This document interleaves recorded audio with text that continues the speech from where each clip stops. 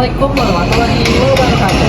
Halo semua, perkenalkan nama saya Abdul Anugrah, saya dari kelompok 13. Di sini saya mendapatkan tugas dari KO mengenai organisasi dan saya akan mewawancarai beberapa UKM.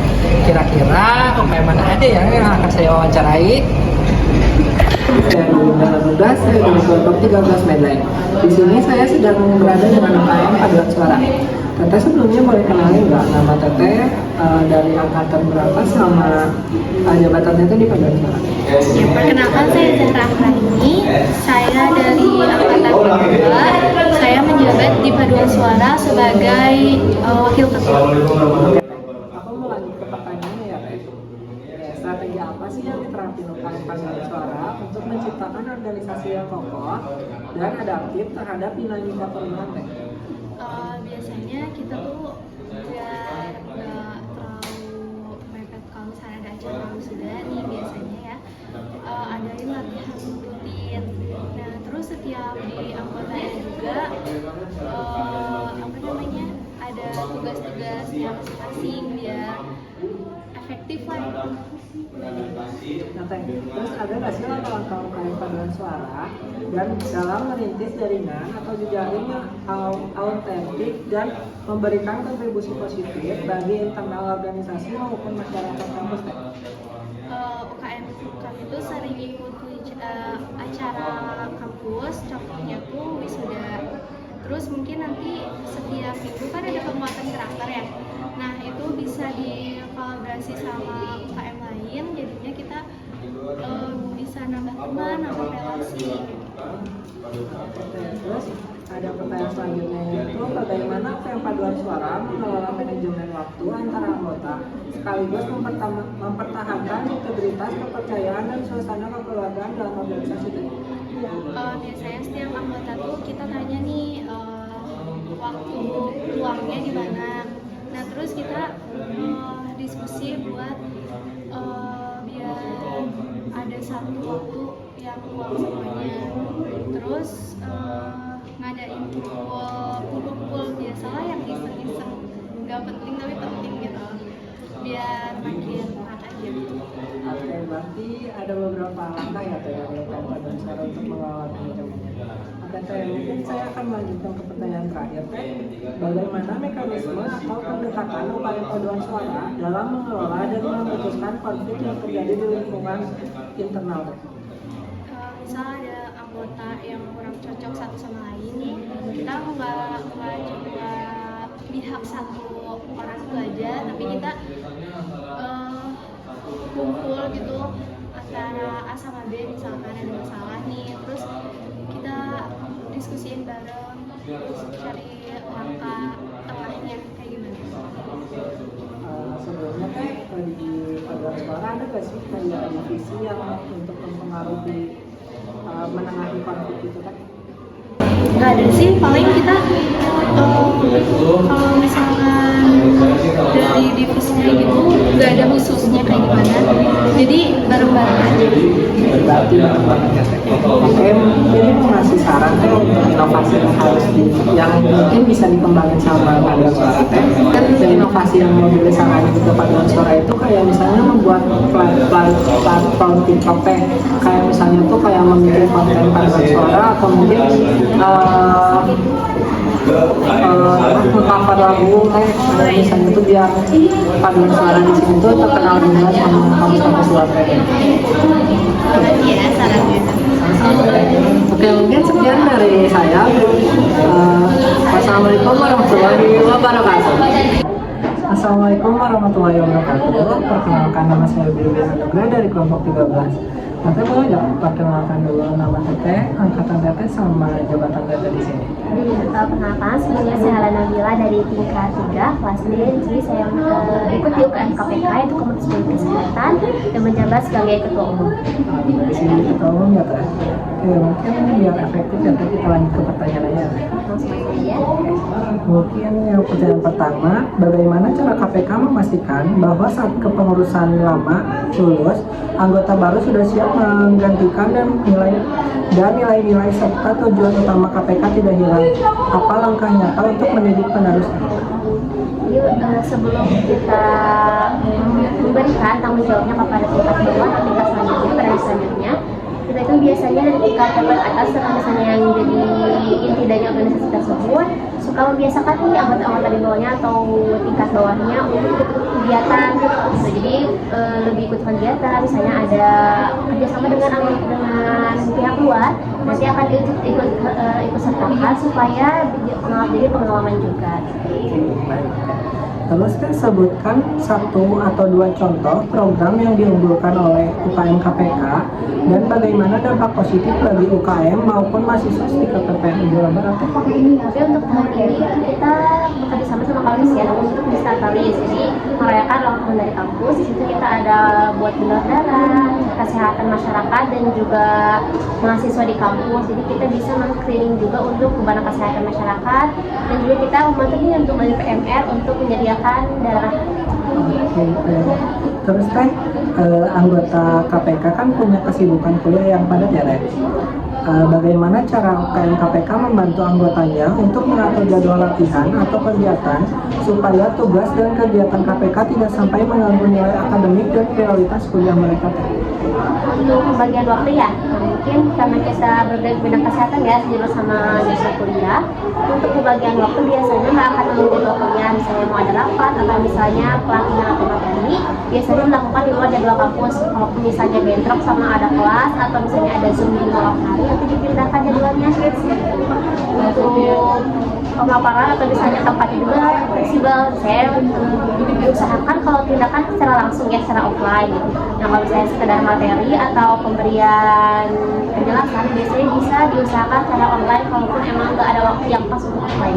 Berarti kebanyakan kegiatan rapat di UKM KPK itu online ya? Ya, karena mengingat kita kan lumayan sibuk ya, rata-rata ada yang sampai sore, dari itu juga sore juga harus yang PP harus pulang menuju ke rumah gitu. Jadi kebanyakan kalau itu dari secara offline, secara online ya. Mungkin saya mau lanjut ke pertanyaan terakhir, Teh. Pas di UKM KPK kan pasti ada masalah di dalam organisasinya, Teh. Nah, bisa ceritakan atau kasih satu contoh konflik yang pernah terjadi, dan yang paling penting bagaimana cara KPK menyelesaikan sehingga hubungan antara anggota justru semakin kuat dan kompak setelah masalah itu selesai. Mungkin untuk masalah besar nggak ada yang terlalu mencolok ya, tapi buat masalah yang pasti muncul di organisasi itu tuh masalah miskomunikasi. Nah, pasti kita banyak orang di organisasi, ada beberapa orang dan juga pasti punya pendapat dan kegiatan yang berbeda-beda. Oke, dan itu bisa muncul miskomunikasi dari pihak A, saya bilang udah konfirmasi di cara gimana, dan pihak B bisa punya pendapat yang berbeda. Nah, mungkin itu sih yang menjadi tantangan ya kalau setiap organisasi. Nah, mungkin untuk ini aja. Cukup, Teh. Oke, mungkin Teh aku mau ngasih inovasi buat UKM KPK. Mungkin nanti diadakan sesi role play briefing atau latihan penyuluhan internal, Teh.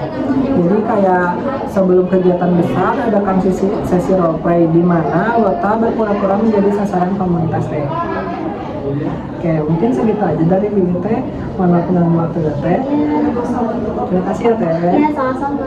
Mungkin sekian dari saya. Wassalamualaikum warahmatullahi wabarakatuh.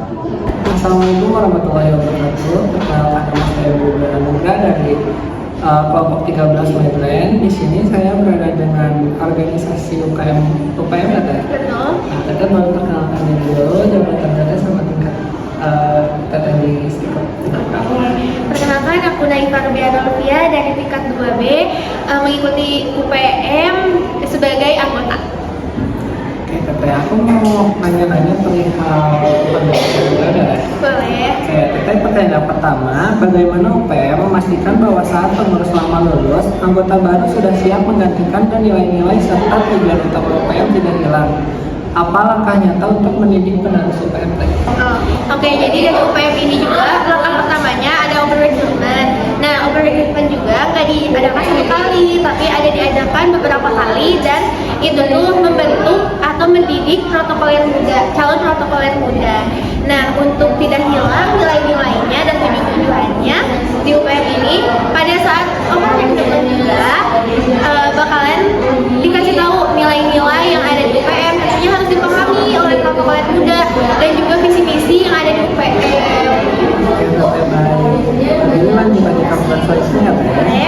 sebutkan satu atau dua contoh program keunggulan yang ada di UPM dan bagaimana dampak positif bagi UPM ataupun mahasiswa sekitar UPM Jawa Barat. Oke, aku sebutin dua ya. Yang pertama ada protokoler in action, itu tuh kayak mendatangkan narasumber dari luar, tentunya yang public speakingnya udah bagus banget gitu ya. Jadi diajarin ke kita, nah tentunya dampak positif bagi kitanya juga menjadi oh iya tahu nih public speaking itu bukan hanya tentang ngomong di depan, tetapi juga kita bisa kayak lebih tenang lagi, gimana caranya lebih tenang nih ngomong di depan, terus kayak cara duduk, lalu cara berbicara dengan audiens seperti apa kayak gitu. Lalu yang kedua ini ada Prokoma ini diikuti oleh 30 kampus di Jawa Barat, salah satunya ada Sekretariat di Jawa Barat. Nah, Prokoma ini akan diadakan di salah satu kampus yang menjadi tuan rumah, dan sisanya itu datang ke kampus tersebut. Nah, itu tuh kayak perkumpulan protokoler di Jawa Barat. Bagus banget ya Teh, program unggulannya. Mungkin lanjut ke pertanyaan selanjutnya ya Teh. Anggota UPM kan pasti punya kesibukan kuliah ya Teh. Betul. Nah, bagaimana cara UPM membantu anggota untuk mengatur jadwal latihan atau kegiatan supaya tugas dan kegiatan UPM tidak sampai mengganggu nilai akademik dan kualitas kuliah mereka? Oke, nah UPM ini juga selalu menanyakan dulu kalau misalkan mau kumpulan nih, ini ada jam kuliah enggak? Kalau misalkan memang ada jam kuliah, UPM pun tidak mengharuskan untuk kumpul. Yang penting kitanya ada kemauan dulu nih, gitu kan. Tapi kalau misalnya memang ada urusan kampus, itu bakalan Akan dulu kali ya. iya, nggak apa-apa gitu, nggak usah datang juga.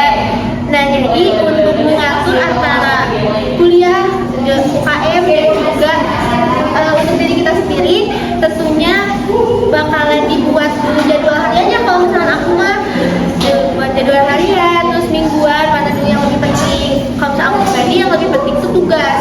Setelah tugas selesai, lalu aku bisa organisasi dengan tenang. Setelah organisasi dengan tenang, tentunya kita juga harus menyiapkan kesehatan mental sendiri, yaitu istirahat. Sudah pasti ya Teh. Kayak mungkin ini mau ke pertanyaan terakhir ya Teh. Kalau di UPM kan udah pasti pernah lah ya Teh ada masalah bisa gak sih Teh ceritain satu contoh konflik yang pernah terjadi, dan yang paling penting gimana sih cara UPM menyelesaikan sehingga hubungan antara anggota justru semakin kuat dan kompak setelah masalah itu terjadi. Oke, salah satu konfliknya itu yang sering terjadi ya di UPM, diminta menjadi MC di kampus Hamin jam atau Hamin 1. Itu kan susah ya. Iya, nah tentunya kita juga harus siap dengan segala dadakan itu. Nah, kalau misalkan dari UPM ini kayak bisa langsung cepet gitu, jadi kayak ketuanya tuh dibuatin gitu, kayak dibantuin lah istilahnya kayak gitu. Terus jadinya kita musyawarah nih di grup, siapa yang bisa untuk ngisi MC besok. Kalau misalkan ditunjuk tapi nggak bisa, malah jadinya konflik dan jadi nggak bisa dikomunikasikan. Jadi tentunya harus komunikasi terbuka dan juga musyawarah di grup kayak gitu. Nah, untuk UPM tersendiri ada divisi khusus nggak sih untuk konflik ini? Kita tuh kalau misalkan untuk konflik tuh nggak ada divisi khusus, tapi kalau misalkan ada konflik atau misalkan ada yang mau keluar nih, itu tuh bakalan dihandle sama divisi bonding. Divisi bonding itu kayak divisi yang kayak secara kekeluargaan gitu UPM tuh. Oke, baik. Tentunya saya izinkan saya untuk mengasih inovasi ya Teh.